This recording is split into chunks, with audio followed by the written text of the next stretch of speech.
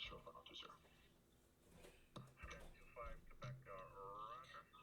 And it would be full stop only, wind calm, runway 20, clear to land. Put the land 20, 25 Quebec, thanks.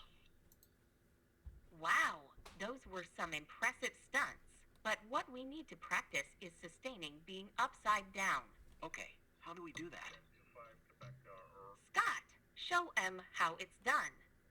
Around you, including raising the wing on the side where you're going to do the turn. I'm not going to do all that today for the sake of time, but I do want to mention that as a way of reminder, so that you have that as part of your checklist of things to do as you're getting ready to do the maneuvers.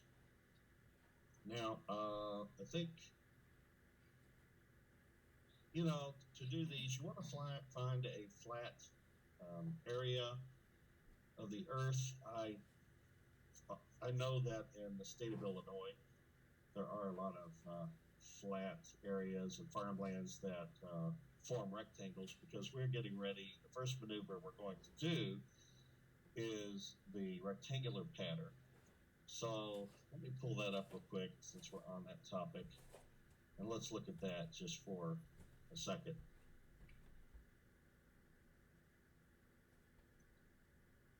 So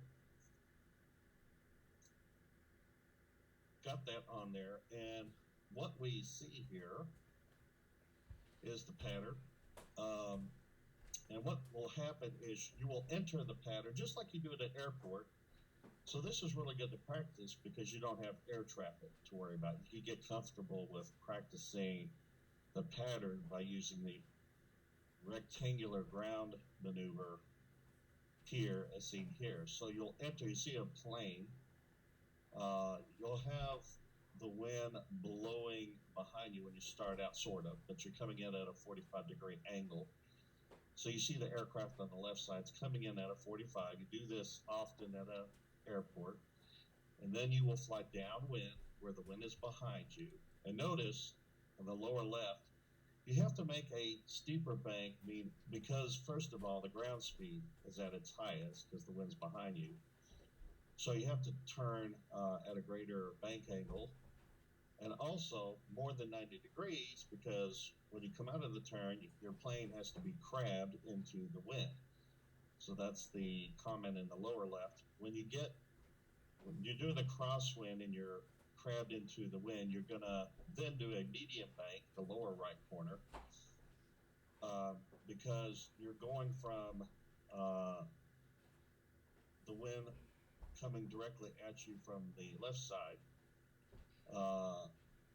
but you're going to be turning into a situation where you're going to start slowing down, because again, remember the wind effect on ground speed, you're going to start slowing down. So you're going to have a medium bank, not to be as sharp, and you're going to turn right, and it's going to be less than 90 degrees because you're already crabbed, right, a little bit to the left. So you're going to turn in the bank, and then you're going to be facing directly into the wind.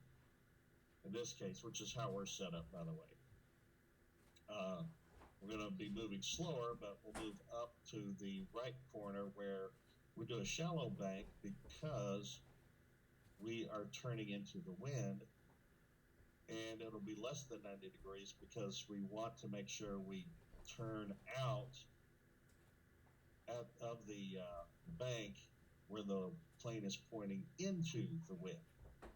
So we have a shallow bank and a less than 90 degree turn, and then you see the plane there at the top is going across what would be like base at the airport, and it's pointing into the wind. And then finally, the top left corner, you have a medium bank, because again, you're going to start turning with the wind coming behind you again, and you're going to turn more than 90 degrees because you're crabbing in such a way that you have to turn a little bit more than 90 degrees to stay on the rectangular pattern. So I wanted to show that. We are done, and then when we do the turns around a point, we'll show that. But right now, I'm going to do. Wow. Thanks, Scott.